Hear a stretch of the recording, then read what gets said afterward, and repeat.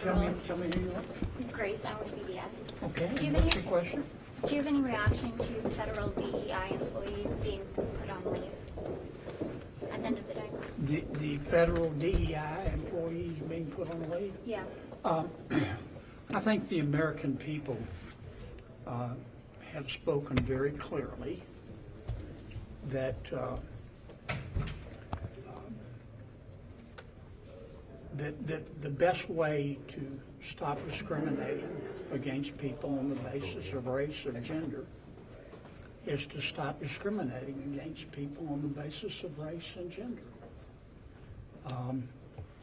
The truth is the American people don't think about race or gender nearly as much as some folks in Washington want to pretend. They think more about merit. They think about character. They understand that souls have no color, and most Americans approach race and gender in a commonsensical way. They think, to a bear, we all taste like chicken. In the past, I personally don't believe that race or gender should be used to either help a person or to harm a person. The past 4 years under President Biden,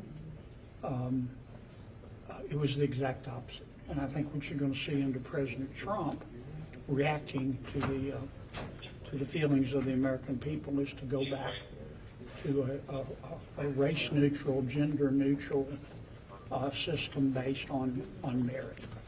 Do you have any concerns about the allegations made in the affidavit about Pete Hegseth from his former sister-in-law? Have you had a chance to review that? I've seen this movie before. I saw it in the Kavanaugh hearings.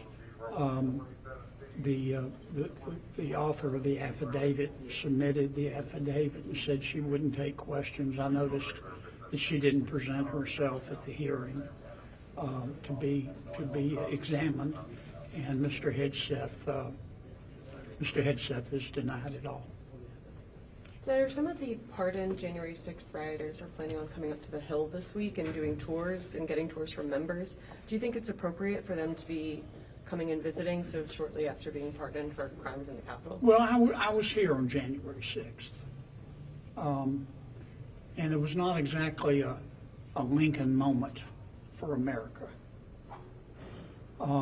Here's what I saw. I saw a protest that turned into a riot. I didn't see an attempted insurrection. I saw a protest that got out of hand. I probably would have done things differently than President Trump did.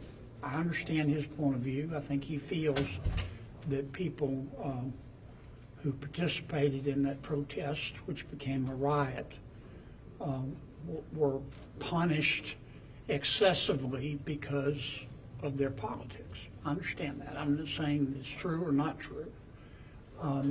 I would have preferred the president to look at each case individually, case by case, and separate out those acts of nonviolence and those acts of violence. And with respect to the acts of violence, to look at each case individually and say, well, was the punishment proportionate to the crime?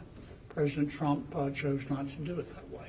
Do you have concerns about them coming and visiting the Capitol this week? I gave you the best answer I could. Anything else? Thank you, sir. Appreciate it. Thank you. Thanks so much, sir. Thank you.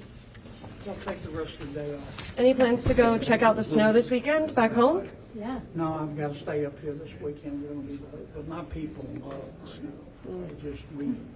Because we don't have any icing equipment or anything. Yeah. Our governor's told everyone to stay home, and they have. And in my state, when you're told to stay home, the first thing you think of is cocktails. So we're having a good time. My people are having a good time. I noticed there was a video on Twitter where, are you familiar with an airboat? Skims across the top of the water. Somebody got out his boat or her airboat, and they're skimming across the top of the snow. My people are very innovative, and they know how to have a good time. Thank you, Thank sir. you, sir. Appreciate it.